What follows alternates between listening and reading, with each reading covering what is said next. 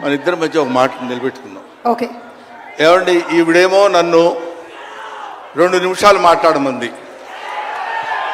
నేనేమో 5 నిమిషాలన్నా మాట్లాడతానని అడుగుతున్నా. మా ఇద్దరి మధ్య బేరం కుదరటం లేదు. మాట్లాడేది ఎవరి గురించి? పవన్ కళ్యాణ్ గురించి.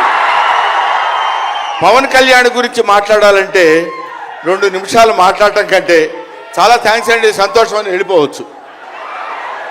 అలా చేయనా సార్? 2 నిమిషాలు ఇక్కడ, 3 నిమిషాలు నాతో ఫోన్లో మాట్లాడరా? Okay sir. ఒకటి ఇప్పుడు ఇక్కడి నుంచి లెక్కేసుకొని టైము ఇందాకది కాదు. ఇక్కడ వాళ్ళు అలాగే అంటారు కానీ నేను 15 నిమిషాలు తీసుకుంటా టైం. నా సంగతి నాకు తెలుసు. పవన్ కళ్యాణ్ గారి గురించి నేను ప్రత్యేకంగా చెప్పాల్సిన అవసరం లేదు. ఆయన మానవత్వం పరిమళించిన మంచి మనిషి. ఎంత గొప్పవాడంటే చాలా గొప్పవాడు అని చెప్పడానికి మాత్రమే మనకు చేతనవుతుంది. చిన్నప్పటి నుంచి ఆయన 17వ సంవత్సరం నుంచి నేను చూస్తున్నటువంటి వ్యక్తిగా నాకు తెలుసు.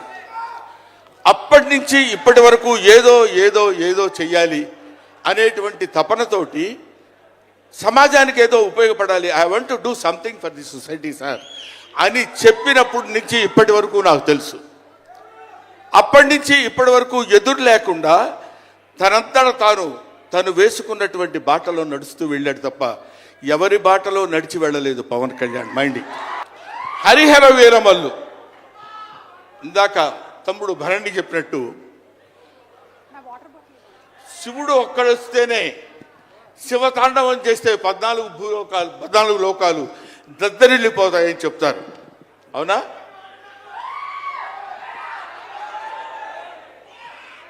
శివుడు త్రిశూలం పట్టుకుని తాండవం చేస్తే గడగడ గడగడగడ భూలోకం అంతా ఉడికిపోతుంది. అటువంటి శివుడు వస్తున్నాడు. విష్ణుమూర్తి సుదర్శనాన్ని వదిలితే ఎంతోమంది శిశుపాలుని సంహరించగలిగిన శక్తి ఉంది అతనికి. ఒకడు హరుడు, ఒకడు హరి. విష్ణుమూర్తి శివుడు వీళ్ళిద్దరూ కలిసి వస్తున్నాడు. హరిహర వీరమల్లు, వీరమల్లు పేరుతో వచ్చినటువంటి హరిహర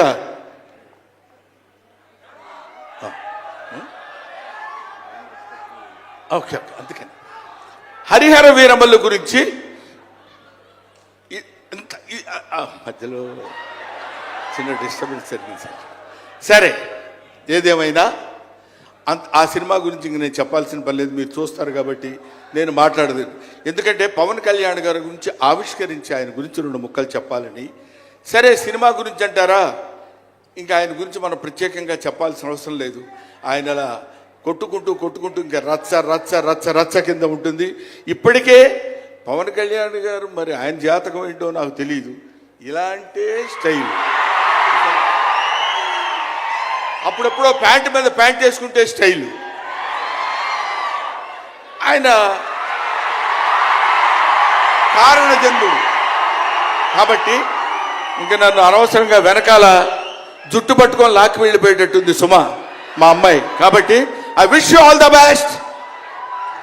ఎప్పటికైనా మీ ఒళ్ళో తలపెట్టుకుని ఎక్కెక్కి ఏడవాలని ఉంది పవన్ కళ్యాణ్ గారు. Thank you very much.